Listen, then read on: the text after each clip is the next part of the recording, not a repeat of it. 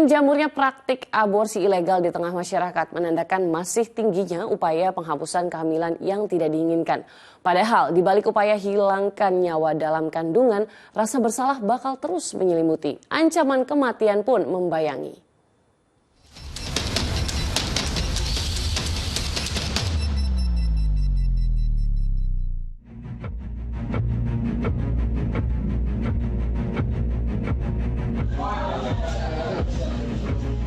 Praktik aborsi ilegal kembali menyeruak di tengah hiruk-pikuk masyarakat ibu kota. Seperti yang baru-baru ini terungkap di Kemayoran, Jakarta Pusat. Sejumlah orang di dalam rumah kontrakan di Jalan Mirah Delima ini panik saat unit PPA Satreskrim Polres Metro Jakarta Pusat menggerebek. Iya, kepanikan melanda lantaran penggerebekan terjadi saat berlangsung tindakan aborsi terhadap salah satu perempuan muda. Tak cukup hanya memergoki, guna dapatkan bukti tambahan, polisi juga membongkar tangki septik di sekitar rumah. Benar saja, 6 jam tangki septik dibongkar. Tim forensik Polri mendapati jaringan yang diduga janin hasil aborsi. Sejauh ini, 9 orang sudah jadi tersangka. 2 orang di antaranya merupakan residivis kasus serupa pada tahun 2022 lalu. Terungkap, meski baru beroperasi 1,5 bulan, sedikitnya 50 perempuan muda sudah diaborsi di rumah itu. Pola ataupun praktek ini sangat-sangat rapi. Pasien tidak dibenarkan ataupun tidak diizinkan langsung ke lokasi tindakan, namun diminta untuk menunggu di satu tempat dan dijemput. Iya, terkuaknya praktik aborsi ilegal nyatanya bukan kali ini saja terjadi. Sebelumnya pada Mei 2023 lalu, jajaran Satreskrim Polrestro Jakarta Timur membongkar praktik aborsi ilegal di kawasan Billy and Moon, Pondok Kelapa, Durensawit, Jakarta Timur.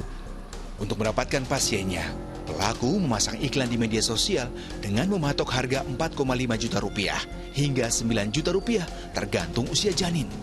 5 orang yang belakangan diketahui belajar secara otodidak telah ditetapkan sebagai tersangka. Untuk menghilangkan bukti selama beroperasi lebih dari 1 tahun, seluruh janin yang diaborsi oleh tersangka dimusnahkan dengan larutan kimia lalu dibuang ke tangki septik.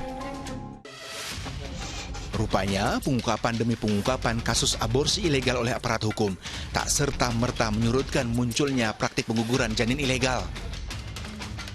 Lemahnya kontrol sosial di masyarakat jadi salah satu pemicunya. Di antaranya, kecenderungan masyarakat yang semakin permisif dalam perilaku seksual menambah kasus aborsi kian mengkhawatirkan. Artinya perilaku anak-anak muda yang sangat bebas ya, tanpa aturan begitu, ini yang harus dikendalikan ya. Dan peranatanya banyak yang harus dilibatkan, terutama keluarga. Pertama keluarga, kedua mungkin pendidikan, ketiga mungkin juga lembaga-lembaga media ya, terutama ya. Jadi ini harus ada social movement ya. Padahal sanksi pidana bagi pelaku aborsi ilegal tak main-main. Mereka bakal dijerat Undang-Undang Kesehatan Pasal 194 dengan ancaman 10 tahun penjara.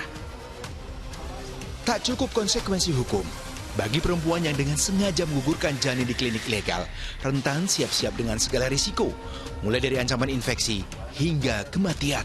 Tindakan-tindakan unsafe abortion, aborsi yang tidak aman, seringkali terjadi infeksi, ya, seringkali terjadi perdarahan.